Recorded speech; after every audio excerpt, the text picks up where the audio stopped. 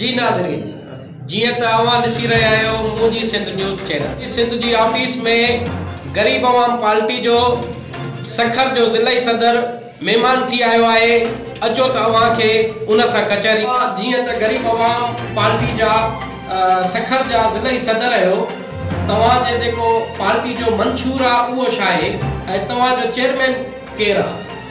जीअं त असांजी जेकी पाकिस्तान ग़रीब अवाम पार्टी आहे उन जा चेयरमैन आहिनि अमिताभ मुंशी साहब। ऐं सभ खां पहिरियां असां हींअर जीअं ज़िले में वेठा आहियूं, असांजो समाजी रहनुमा दिलबर शाहिद अबड़ो साहब, फ़कीर मंसूर चांडियो ऐं ॿियनि दोस्तनि खे पाकिस्तान ग़रीब अवाम पार्टीअ में शमूलियत करण ते दिलि जी गहराई सां मुबारकबाद पेश कयूं था। दिलबर शाहिद अबड़ो उहो शख़्स आहे जेको बग़ैर प्लेटफॉर्म जे ग़रीबनि, बेसहारा ऐं मजबूरनि जी मदद कंदो आयो आहे। हर ॾुखे मोड़ में ॾिठो अथई को बि मजबूर, को बि ज़रूरतमंद पंहिंजे क़द मुताबिक़ उन्हनि जो सहारो थी करे उन्हनि जी मदद कई अथई। ऐं असांखे दिलबर शाहिद अबड़े साहब मां उमेद आहे त पाकिस्तान ग़रीब अवाम पार्टीअ खे मज़बूत करण में पंहिंजो अहम किरदारु अदा कंदा। ऐं असांजी जेको तंज़ीम मंशूर आहे उहो मां तव्हांखे उर्दू में थोरो ट्रांसलेट करे ॿुधायां थो। तालीम, हम मुल्क में तालीम का निज़ाम बेहतर करेंगे। उन खां पोइ आहे सिहत, छो त ॾिसो तव्हां चूंडियल नुमाइंदनि पूरी सिंध खे मोहन जे दड़ो में तब्दील करे छॾियो आहे। सिहत जो जेको बुनियादी इंसान जी जेकी सहूलियत आहे, सिहत बुनियादी सहूलियतुनि खां मालूम जेके सरकारी अस्पताल आहिनि हिन टाइम कोसगर लॻियूं पयूं आहिनि। हम मुल्क में सेहत और तंदुरुस्ती के इंतजाम करेंगे। हम मुल्क के नौजवानों को तबाह में हो रहे हैं, उनको उनकी नस्लों को अच्छी तालीम देंगे। तो जेकी भी नौजवान आहिनि तबको आहे उहो तालीम खां बग़ैर ईअं सम्झो शौक़ु ठाहे लॻे, उनखे सुठे जीअं ख़राब जी ख़बर न आहे। तालीम ज़रूरी आहे, छो त जंहिं क़ौम खे ख़तमु करणो हुजे उन खां तालीम उन जी खसी वञो त उहा क़ौम पाणी तबाह बर्बाद थी वेंदी। तालीम उहो हथियार आहे जेको असां पंहिंजी नौजवाननि खे, नंढनि खे तालीम ॾियाराए करे उन्हनि में शौक़ सां आणींदासीं। उन खां पोइ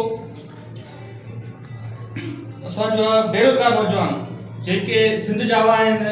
सिंध में माण्हू ॿिया ॿाहिरिनि मुल्कनि जा अची करे पनाहगीर थियनि था, उहे बि रोज़गारनि ते लॻा पिया आहिनि। पीपल्स पार्टीअ जी नाइली जे करे सिंध जा ॼावा बेरोज़गार ऐं ख़ुदकुशी करण ते मजबूर आहिनि। असांजो पाकिस्तान ग़रीब अवाम पार्टी आहे ऐं ग़रीबनि जी हॾॾोकी तंज़ीम आहे।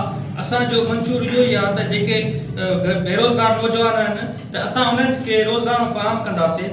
इन हवाले सां असांजी इहा पाकिस्तान ग़रीब अवाम पार्टी आहे तक़रीबन 37 नुक़्तनि ते आहिनि, उहो तव्हांखे बाद में असां तफ़सीली दोस्तनि खे ॿुधाईंदासीं।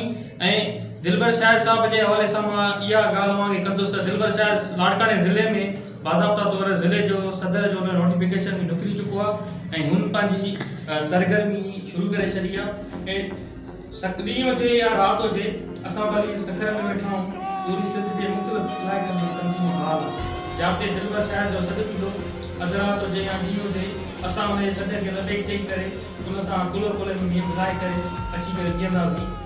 अगरि शाहिद साहिब सां ख़ुदा न ख़ास्ता को हिते मामलो बि थिए थो त असां ईअं सम्झंदासीं त इहो जेको धकु लॻो वकाल सुंदरे खे लॻो, अमिताभ मुंशीअ खे लॻो, असां शाहिद साहिब सां हर मोड़ ते इंशाअल्लाह गॾु हूंदासीं, हिक ॿिए जो बाहु थी करे, हिकु जिदोजहद करे ग़रीब माण्हू, बेसहारा माण्हू जी जे लाइ असां कमु कंदासीं।